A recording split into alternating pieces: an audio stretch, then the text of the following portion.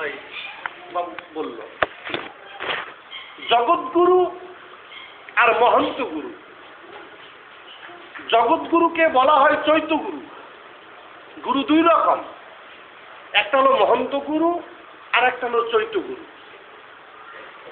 চৈত্যগুরু অনাদির আদি গোবিন্দকে বলা হয় চৈত্যগুরু, মানে চেতন সদা সর্বক্ষণ যিনি স্বতন্ত্র প্রহরীর মতো জাগ্রত, তাকে বলা হয় চৈত্যগুরু। সেই চৈত্যগুরু মহন্ত গুরুর মধ্যে আশ্রয় গ্রহণ করে জগৎ জীবকে কৃপা করে। কথা বোঝা যাচ্ছে? মায়েরা কথা বোঝা যাচ্ছে? জগৎ জীবকে কৃপা করেন। তাহলে অনাদিরাদি গোবিন্দ আশ্রয় গ্রহণ করবেন মহন্ত গুরুর মধ্যে, তাকে কিরকম হইতে হইবে বোঝার বিষয়। দিব্য বস্তু, ভগবান হলো দিব্য। এই জন্য শাস্ত্রে বলিছে তত্রৈব গ্রহন্তে বলছে হরির মূর্তি হন, হরির মূর্তি হন বৈষ্ণব ঠাকুর, হরির মূর্তি হন বৈষ্ণব ঠাকুর। দর্শন স্পর্শন পূজন কর্তব্য প্রচুর। শ্রী হরির বিগ্রহ স্বরূপ হল বৈষ্ণব ঠাকুর। এই জন্য যিনি আচার্য পদে যাবেন, অর্থাৎ গুরু পদে যাবেন, তাকে সম্পূর্ণরূপে বিষয় মুক্ত, জাগতিক বিষয় মুক্ত, সংসার বন্ধন থেকে মুক্ত, আর কি কামিনীর থেকে মুক্ত, কাঞ্চন, কাঞ্চন মানে কি অর্থ ধন সম্পদ, এটার থেকে মুক্ত, বুঝছেন? জাগতিক সম্পর্ক থেকে মুক্ত। এ কয়টা অবশ্যই হতে হবে। সকল বন্ধন মুক্ত, তাকে বলা হবে মুক্ত পুরুষ। আর যিনি জাগতিক সম্পর্কে যুক্ত আছেন, মায়ার সঙ্গে যিনি যুক্ত আছেন, কামিনীর সঙ্গে যিনি যুক্ত আছেন, বিষয়ের সঙ্গে যিনি যুক্ত আছেন, সংসারের সঙ্গে যুক্ত, তিনি হলেন সংসারাবদ্ধ। তাকে বলা হয় বদ্ধ জীব। বোঝা যাচ্ছে? তার দ্বারায় কখনো পারমার্থিক কল্যাণ লাভ হবে না, অসম্ভব। বোঝা যাচ্ছে? কেন? সংসারাবদ্ধ, বিষয়াবদ্ধ, কামিনীতে যুক্ত এমন ব্যক্তির চিত্ত হলো কলুষিত চিত্ত, কলুষিত আধার। সেই কলুষিত অশুদ্ধ চিত্তে, অশুদ্ধ আধারে কখনো সেই দিব্য বস্তুর প্রকাশ ঘটে না।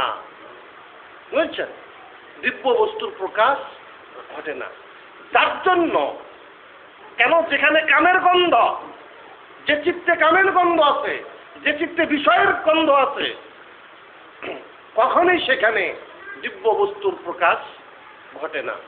যার জন্য কি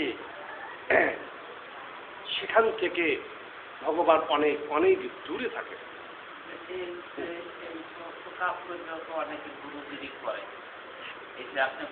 এখন করতে পারে, শোনেন, শোনেন, এখন অনেকের বউ আছে, করতে পারে, তাই বলে কি মাথায় আঘাত দেবে লাঠি দ্বারা?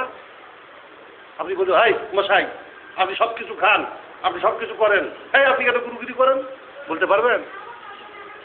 বলার অধিকার আছে? না, বলার অধিকার নাই। বোঝা যাচ্ছে? সেটা তো তারই বোঝা উচিত, তার বোঝা উচিত। এই জন্য এখন সে যদি না এই জন্য ভান করে, হ্যাঁ বলতে অনেকে বলতে মনে করেন, এই যে মনে করেন আমরা আপনার শিষ্য, উনি আপনার শিষ্য, আমি আর এক ওনার শিষ্য, কিন্তু শিষ্য কিন্তু গুরু। হয়তো কেহ আচার্য গুরুর শিষ্য, কেহ গুরুর শিষ্য, কেহ ওই যে ভক্ষণকারী গুরুদেবের শিষ্য। এই যে আমাদের সনাতন সমাজটা, যে মনে করেন একটু আগের দিকে তাকাইতে দেখা যাবে যে এই যে গুরুবাদটা, এই গুরুবাদটাই কিন্তু এই যে আপনি সর্বনাশের গোড়া, সর্বনাশের গোড়া। এবং এই সনাতন ধর্মগুরু এখানে আইসেন বলতেছে শুধু একমাত্র গুরুবাদের জন্য। এখন যেমন আমরা রাস্তায় হয়েছে, এখন কথা হলো শুনুন, শাস্ত্র আমাদেরকে মানতে হবে। শাস্ত্রে আরো কি আছে? এই জন্য বলছে মুক্ত পুরুষ, ত্যাগী পুরুষ, পরম বৈষ্ণব, পরম বৈষ্ণবকুল চূড়ামণি, পরম ভাগবতম, এই 5টা দিক মাস্ট বি হতেই হবে। যদি আচার্য হতে চায়, যদি গুরু আসনে বসতে চায়, যদি জীবের আত্মকল্যাণ করতে চায়, তাকে এই যোগ্যতা অবশ্যই। তারপরে কি বলছে? আরো বলছে এই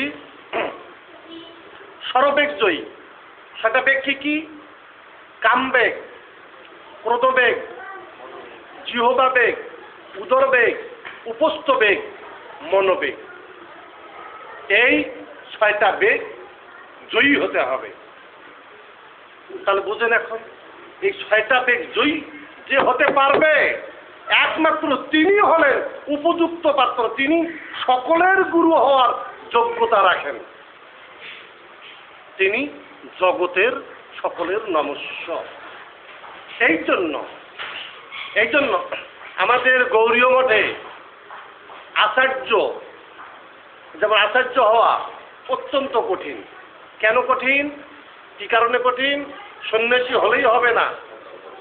সন্ন্যাসী হলেই যে আচার্য হতে পারবে না। কি করবে?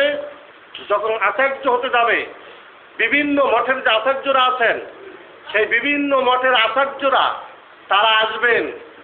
এসে তেনারা যদি দেখেন যে আচার্য হওয়ার উপযুক্ত, তখন তেনারা কি করবেন? সবাই মিলে তাকে অভিষেক করবেন এবং অনুমোদন করবেন। তার আগে আচার্য হইতে পারিবেন না। হ্যাঁ, কত সহজ। এই জন্য গৌরীয় মঠের দ্বারায় আচার্য হওয়া অত্যন্ত কঠিন আছে।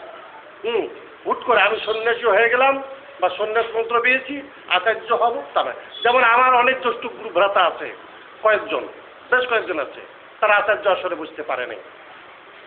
কারণ আছে, অনেকগুলো ব্যাপার আছে, বুঝছেন? বাংলাদেশ থেকে একমাত্র নরাধম যখন মায়াপুর শ্রীধামে সকল মঠ থেকে যখন আচার্য পাদরা আসলেন, আচার্য পাদরা এসে যখন অভিষেক করলেন, অভিষেক করার পর তারপর তেনারা অনুমোদন করলেন, তার আগে নয়।